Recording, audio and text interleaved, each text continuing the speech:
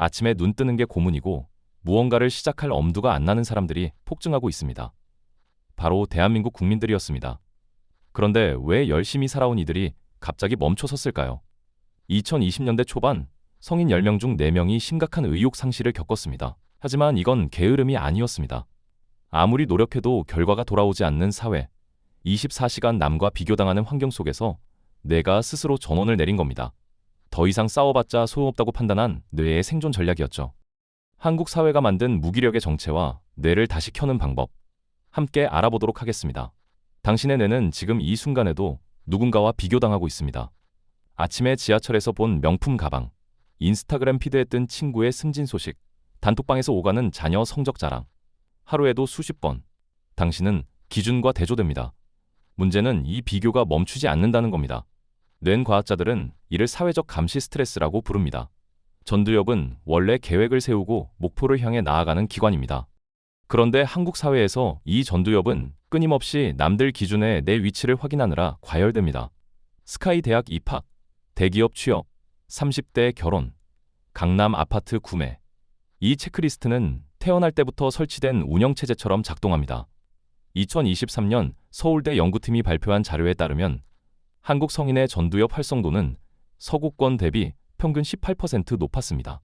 하지만 이건 좋은 신호가 아닙니다. 과도한 활성화는 곧 소진을 의미하기 때문입니다.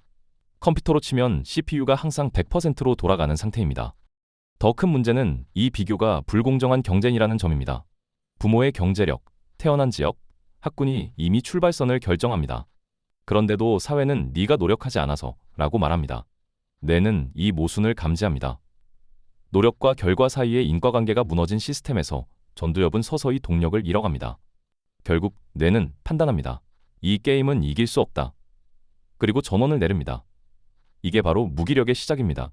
그렇다면 이 시스템은 언제부터 왜 만들어진 걸까요? 그 구조의 뿌리를 살펴봐야 합니다. 직장인 A씨는 매일 아침 9시에 출근합니다. 그의 업무는 명확합니다. 보고서를 작성하고 데이터를 정리하고 회의에 참석합니다. 그런데 결과는 예측 불가능합니다. 잘 쓴 보고서가 상사의 기분에 따라 갈아엎어지고 성과는 연줄 좋은 동료에게 돌아갑니다. 뇌과학에서 이런 상황을 학습된 무력감이라고 부릅니다. 1967년 심리학자 마틴 셀리그만이 개를 대상으로 한 실험에서 발견한 개념입니다. 전기 충격을 피할 수 없다는 걸 학습한 개는 나중에 탈출구가 생겨도 도망치지 않았습니다. 한국의 직장인들도 마찬가지입니다. 2022년 한국노동연구원 조사에 따르면 직장인 64%가 내 노력이 평가에 제대로 반영되지 않는다고 답했습니다. 이 수치는 OECD 평균인 42%보다 20% 이상 높습니다. 문제는 이 불투명성이 조직 문화에 깊이 뿌리 박혀 있다는 겁니다. 상사의 감정이 업무 지시보다 우선입니다. 회식 자리에서의 태도가 실적보다 중요하게 평가됩니다. 야근은 능력이 아니라 충성심의 증거로 해석됩니다. 이런 환경에서 뇌는 예측 가능성을 잃습니다. 뇌의 보상회로, 특히 측좌액이라는 부위는 예측과 보상의 연결고리로 작동합니다. 이렇게 하면 이런 결과가 나온다는 학습이 쌓여야 동기가 유지됩니다. 그런데 한국 직장에서 이 연결고리는 끊어져 있습니다. 열심히 해도 안 되고 대충 해도 별 차이가 없습니다. 결국 뇌는 에너지 절약 모드로 전환합니다. 어차피 내가 뭘 해도 달라지지 않는다는 결론에 도달한 순간 측좌액은 활동을 멈춥니다. 이게 바로 출근길에 느껴지는 그 막막함의 정체입니다. 그런데 이 통제권 상실은 직장에서만 일어나지 않습니다. 30대 직장인 B씨는 월급의 대부분을 생활비와 자녀 사교육비로 지출합니다. 자신을 위해 쓸 수 있는 돈은 사실상 없습니다. 주말엔 부모님 병원 동행, 평일 저녁엔 아이 학원 픽업, 자신만의 시간은 하루에 1시간도 안 됩니다. 한국 사회에서 나는 늘 뒷순위입니다. 부모 세대는 자식을 위해 희생했고 그 자식은 다시 부모와 자녀를 위해 희생합니다. 이 순환 구조 속에서 개인은 증발합니다. 2023년 통계청 자료에 따르면 한국의 40대 중 72%가 부모 부양과 자녀 교육을 동시에 책임지고 있습니다. 이른바 샌드위치 세대입니다. 문제는 이 책임이 선택이 아니라는 겁니다. 부모를 모시는 건 당연하다. 자녀에게 최선을 다해야 한다는 사회적 압박이 개인의 의지를 짓누릅니다. 뇌는 이를 강제된 희생으로 인식합니다. 신경과학자들은 보상 없는 희생이 지속되면 뇌의 도파민 시스템이 망가진다고 말합니다.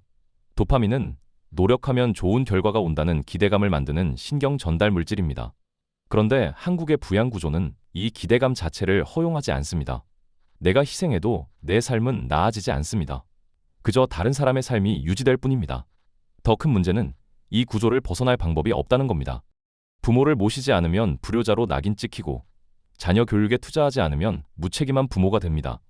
뇌는 이 갇힌 상황을 감지하고 생존을 위해 감정을 차단합니다. 이게 바로 많은 한국인들이 느끼는 공허함의 정체입니다. 그런데 이 희생이 적어도 공정한 사회에서 이뤄진다면 버틸 수 있을 겁니다. 문제는 사회 자체가 공정하지 않다는 데 있습니다. 2023년 한 연예인의 음주운전 사고가 터졌습니다. 피해자는 중상을 입었지만 가해자는 집행유예로 풀려났습니다. 같은 해 생계형 절도로 빵 3개를 훔친 노인은 실형을 선고받았습니다. 이 두 사건을 본 사람들의 반응은 동일했습니다. 아, 이 나라는 원래 이래. 한국 사회에서 정의는 선택적으로 작동합니다. 권력과 돈이 있으면 법은 느슨해지고 없으면 가혹해집니다. 2022년 법원판 판결 분석 자료에 따르면 고액 변호사를 선임한 경우와 국선 변호인을 쓴 경우 같은 혐의라도 형량이 평균 40% 차이 났습니다. 뇌는 공정성을 기본 전제로 작동합니다. 신경경제학자들은 이를 공정성 민감도라고 부릅니다. 원숭이 실험에서도 동일한 일을 해도 다른 보상을 받으면 분노 반응을 보입니다. 인간의 뇌는 더 민감합니다. 불공정을 감지하면 편도체가 활성화되고 스트레스 호르몬이 분비됩니다. 그런데 한국에서 이 불공정은 일상입니다. 재벌 총수는 횡령을 해도 사면받고 대기업이 갑질을 해도 과징금으로 끝냅니다. 반면 약자는 미세한 실수에도 가혹하게 처벌받습니다.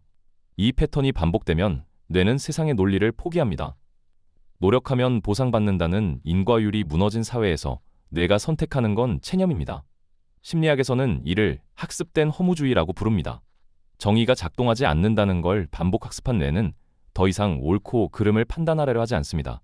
그냥 멈춥니다. 2024년 한국행동과학연구소 조사에서 응답자의 78%가 한국 사회는 공정하지 않다고 답했습니다. 이 수치는 10년 전 대비 25% 증가한 겁니다. 공정성에 대한 신뢰가 무너질수록 사람들의 무기력은 깊어집니다. 그런데 이 절망을 더 깊게 만드는 건 미디어가 전시하는 가짜 현실입니다. 당신의 SNS 피드를 열어보세요. 해외여행 사진, 고급 레스토랑 인증, 승진 축하글, 명품 가방 자랑, 모두가 행복하고 성공한 것처럼 보입니다. 그런데 정말 그럴까요? 아닙니다. 이건 편집된 현실입니다. 미디어는 상위 1%의 삶을 마치 평균인 것처럼 보여줍니다. 유튜브에선 20대 억대 연봉자가, 인스타그램에선 매일 여행 다니는 사람이, 틱톡에선 완벽한 몸매의 인플루언서가 등장합니다. 이 이미지들은 뇌에 새로운 기준을 심습니다. 신경과학자 로버트 세폴스키는 이를 상대적 박탈감의 함정이라고 불렀습니다. 인간의 뇌는 절대적 조건이 아니라 상대적 위치로 행복을 판단합니다. 내 월급이 300만 원에서 350만 원으로 올라도 SNS에서 본 친구의 500만 원과 비교하면 불행해집니다. 2023년 한국언론진흥재단 조사에 따르면 하루 2시간 이상 SNS를 사용하는 사람은 그렇지 않은 사람보다 우울감이 2.3배 높았습니다. 특히 20, 30대에서 이 수치는 더 극명했습니다. 문제는 이 비교가 멈추지 않는다는 겁니다. 더 위험한 건 숏폼 콘텐츠입니다. 15초짜리 영상이 주는 즉각적 자극은 뇌의 도파민 수용체를 마비시킵니다. 처음엔 재미있지만 점점 더 강한 자극이 필요해집니다. 마치 약물 중독처럼 내성이 생기는 겁니다. UCLA 뇌연구소의 2024년 연구에 따르면 하루 3시간 이상 숏폼을 시청한 사람들은 6개월 후 전두엽 기능이 평균 15% 감소했습니다. 집중력, 계획 능력, 충동 조절 능력이 모두 떨어진 겁니다. 이렇게 마비된 뇌는 현실의 작은 성취에서 만족을 느끼지 못합니다. 결국 사람들은 가짜 활력에 중독되고 진짜 삶은 더 무기력해집니다. 그렇다면 이 무너진 뇌를 어떻게 다시 살릴 수 있을까요? 답은 생각보다 단순한 곳에 있습니다. 무너진 뇌를 살리는 첫 번째 방법은 놀랍게도 단순합니다. 아침 햇볕 10분과 걷기입니다. 뇌과학에서 이를 BDNF 활성화라고 부릅니다. BDNF는 뇌율의 신경 영양인자, 쉽게 말해 뇌세포를 살리는 비료입니다. 하버드 의대 존 레이티 교수의 연구에 따르면 20분 빠르게 걷기만 해도 BDNF 수치가 평균 32% 상승했습니다. 이 물질은 망가진 신경회로를 복구하고 새로운 연결을 만듭니다. 특히 무기력과 직접 연결된 전두엽과 해마 부위에서 효과가 컸습니다. 더 중요한 건 햇볕입니다.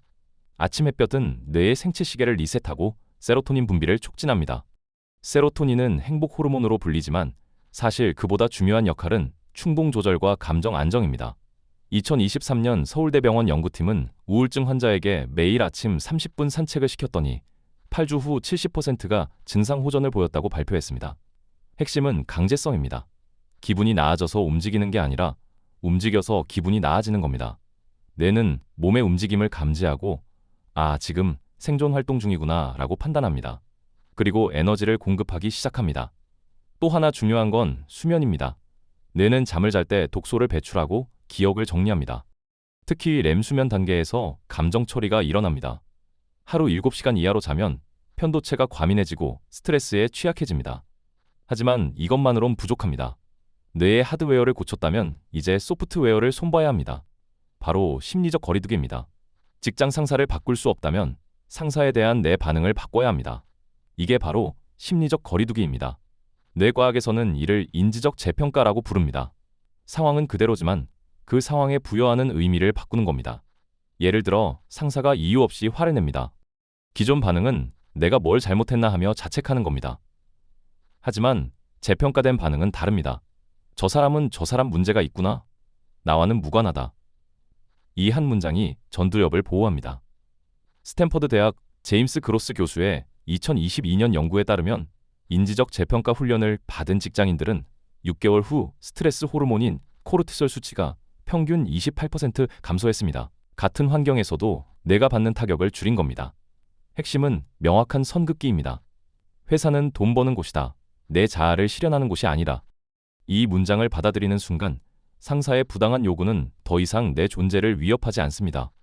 그냥 불합리한 업무 지시일 뿐입니다. 또 하나 중요한 건 관계 손절입니다. 모든 인간관계가 유지할 가치가 있는 건 아닙니다. 나를 지속적으로 깎아내리는 친구, 끊임없이 비교하며 우월감을 느끼는 지인, 감정을 소비시키는 가족, 이들과의 관계를 정리하는 건 이기심이 아니라 생존입니다. 2024년 연세대 심리학과 연구에 따르면 독성관계 하나를 정리한 사람들은 3개월 후 주관적 행복도가 23% 상승했습니다. 뇌는 에너지를 아껴야 할 곳을 정확히 알고 있습니다. 이제 마지막 단계입니다. 통제권을 되찾는 구체적 방법입니다. 거창한 성공을 꿈꾸지 마세요. 지금 당신에게 필요한 건 1cm의 통제권입니다. 아주 작지만 상사도 가족도 건드릴 수 없는 나만의 영역을 만드는 겁니다. 예를 들어 매일 아침 6시에 일어나 커피를 내려 마시는 루틴, 퇴근 후 정확히 30분 걷기, 주말 오전 1시간 책 읽기. 이런 작은 성공들이 뇌의 통제감을 회복시킵니다. 신경과학에서는 이를 자기 효능감의 재건이라고 부릅니다. MIT 뇌인지과학과 앤 그레이비엘 교수의 연구에 따르면 작은 루틴을 21일 이상 유지하면 뇌의 기저핵에 새로운 회로가 형성됩니다. 이 회로는 내가 뭔가를 통제할 수 있다는 신호를 전두엽에 보냅니다. 그리고 이 신호가 쌓이면 더 큰 도전을 시도할 에너지가 생깁니다. 중요한 건 완벽화 아니라 지속입니다. 하루 빠져도 괜찮습니다. 다음 날 다시 시작하면 됩니다. 뇌는 완벽한 성과가 아니라 내가 선택할 수 있다는 경험 자체를 원합니다. 한국 사회는 여전히 가혹합니다. 불공정은 쉽게 바뀌지 않고 부양 구조도 그대로고 비교 문화도 건재합니다. 하지만 당신은 고장난 게 아닙니다. 이 지독한 환경에서 살아남기 위해 뇌가 잠시 멈춘 것뿐입니다. 이제 선택해야 합니다. 이 시스템이 바뀌길 기다릴 것인가? 아니면 시스템 속에서도 지킬 수 있는 나만의 1cm를 만들 것인가? 작은 루틴 하나, 작은 거리두기 하나가 당신의 뇌를 다시 켤 수 있습니다. 오늘 영상이 유익하고 재밌으셨다면 구독과 좋아요 부탁드리겠습니다. 영상 제작에 큰 힘이 됩니다. 다음 영상에서 뵙겠습니다.